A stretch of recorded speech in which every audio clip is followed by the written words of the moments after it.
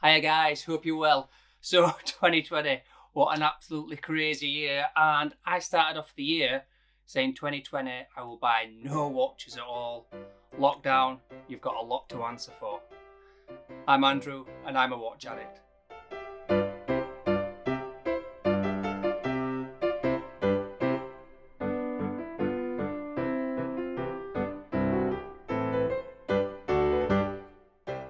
Right, hello guys, as you can see, no expense spared. I've gone all out on the Christmas decorations.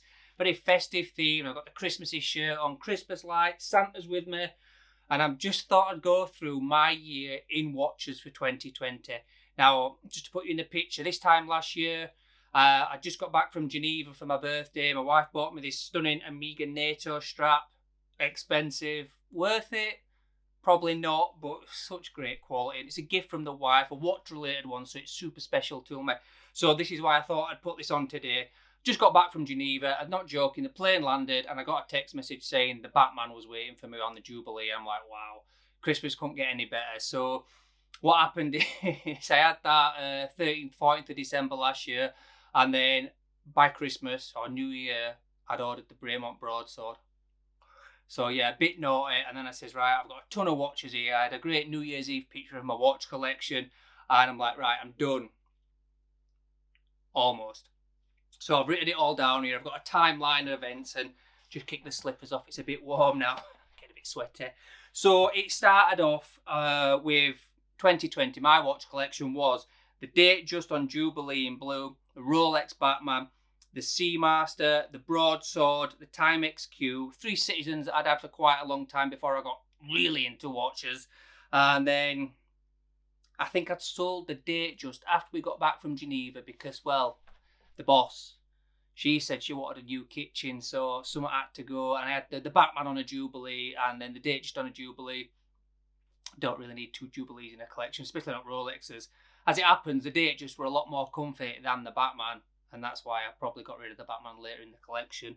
So I had a great collection. Things were looking good in 2020. But by the 20th of January, I'd ordered the Omega Railmaster January sales. A fantastic watch at a fantastic price. Very underrated watch.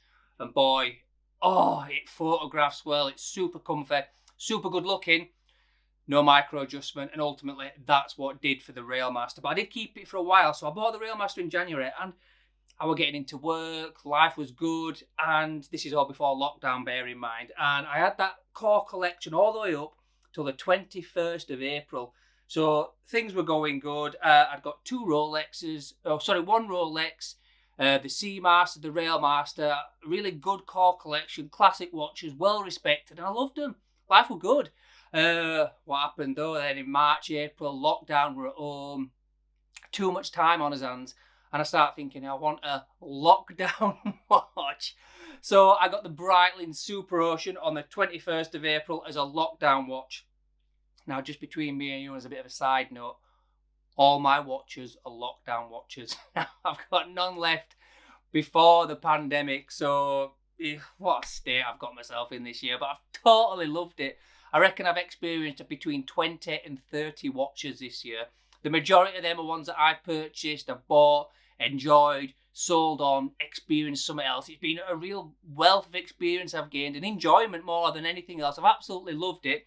And then obviously those blokes over at Francis and Gay, can I go a video without mentioning them? But they've been brilliant to me. They've absolutely lent me a ton of watches that I've absolutely loved and enjoyed. So big thank you to them and Merry Christmas, Ryan. Top man. So, right, then on the 21st of April I bought my Breitling Super Ocean. And then on the 25th of April, I bought my first ever Seiko Prospect Paddy Diver. Again, I bought that from Francis and Gay. And I did enjoy that watch. And around that time, when I was at home on lockdown, I started taking my Instagram a bit more seriously. I was doing a few videos and a few little bits. And I started doing a few unboxings on Instagram and stuff. So much time on his hands, putting it into watches, enjoying it.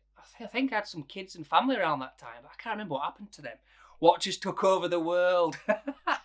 And then in May, I had this urge. So I had the Rolex Batman on Jubilee, an iconic watch. I'd had to get watch. So I felt it was super special, but it was so much more elevated than everything else in my collection that I was just wearing it all the time. If it was a job interview, I was wearing it. If I was going walking the dog, I was wearing it. And I think on the Jubilee, it's gorgeous. It's super comfy. But I think it didn't feel like camera cut out. Merry Christmas, everybody. I did feel like it had lasted a lifetime, but I was looking for thinking, oh, if I sold this Rolex, I could get 2 Rolex, and that was my dream, to have as many Rolex in the collection as possible, basically. And my dream was to get the blue date just on Jubilee back and the Rolex Explorer. So the AD where I bought the Batman from got in touch and went, oh, we've got a date just here for you. You can have it. I'm like, well, if you can get me an Explorer, I will. I'll go for that deal. So I get over there, and it's not the Jubilee, it's the one on Oyster. So I'm like, oh, I took it anyway. Then they promised me an Explorer within 8 weeks, and that was about 6 months ago. So my plan completely got thrown out the window, and then from there it sort of spiraled out of control. Probably in a good way. I've really enjoyed myself. I had a few problems with the Breitling Super Ocean, and by the 27th of... So I bought the DJ and Speedmaster the 27th of May. Are you keeping forward to this timeline, guys? Come on.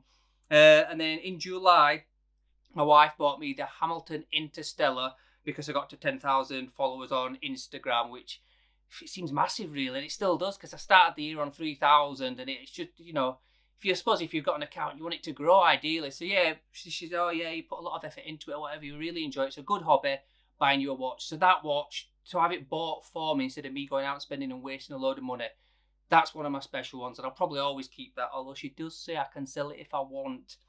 By the end of July, I've sold the Seamaster and the Speedmaster, because they didn't have the Explorer. I bought the first Speedmaster in May.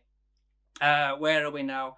That's taken us up to August. So the issue with the Breitling Super Ocean, I swapped it out for a Tudor Pelagos. It's getting a bit hot in here, isn't it? I ain't even halfway through year yet. So in 21st of August, I bought an Air King. So 8th of August, I got the Pelagos. 21st of August, I bought an Air King because I sold the Speedmaster. And then the 26th of September, the Pelagos was out because it was too big, and I bought the Tudor Black Bay Red, which was also too big, top heavy, bit annoying to wear. And then I bought a Bremont Solo on the 2nd of October. That was just basically a whim buy. I thought, yeah, I'm going to buy it, whatever, on eBay. Great price, 1,600 quid. That's gone now. Then the Air King was out by the 14th of October. That dial just did for me. So I bought the Speedmaster back, which I've still got. I've still got issues with it. I've put it on the NATO today to try and reinvigorate a bit of love for it, but the timekeeping isn't great, and I've just got to clean it in the sink with a toothbrush just to polish it up, and I'm petrified because it's only 50 metre water resistant. Now, I'm sure it can take it, but you just have a bit more confidence with that 100 metre water resistance, don't you? And then October, Air King out, Speedmaster in. In November, just gone, the Black Bay was out because it was too top heavy, and I got the Christopher Ward C65 Super Compressor in. Super comfy, super nice. I really enjoy that watch. And I got the Grand Seiko Quartz GMT Sports in off Francis & Gay for a review, for loan. I've ended up buying that as well, so that's in the collection. And, oh God, I don't know if I can cram it all into one short video, but what a journey. I'm going to try and polish this out and do a state of the collection for the end of the video. And notable mentions are Dress Watch Jones. What a legend. If you can remember back into the summer when he lent me his 25 grand Rolex Daytona to review when I just started YouTube. That was a brilliant experience. Workington Watches, Merry Christmas, mate. Thank you very much for the loans of your Seamaster Set to Gold, the new version with the wave dial. He's lent me his Rolex Submariner as well, and he's going to lend me a couple of others. So big shout out. Big shout out to Bell & Ross UK as well. They lent me the BRV2 Military Green, which is a fantastic looking watch. And special mention to Francis & Gay Jewelers. Go down there, mention Watch Andrew. They'll give you a massive discount. It's Christmas. They will do it, I promise you.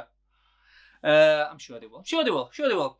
They've lent me a Bremont S300, a Longines Spirit, a Bremont Broadsword Bronze, a Mont Blanc, a Seiko Willard, a Tag Monaco, a Seiko Presage, the BR05 Bell & Ross. Oh, yes! I have just loved this year the amount of watches that I've got to enjoy. It's been fantastic. And ultimately, I started my Instagram page 4 years ago because I just wanted to document my watches. And this YouTube and Instagram thing now, it's just me documenting my watches and my journey. And I love watches. And if you're watching this, you're probably in the same boat. I just love experiencing watches. And I find faults in them all because I'm a bit of a weirdo, but that's what a watch geek is all about. Right, guys, Merry Christmas. I'll see you after Christmas. Every frigging time.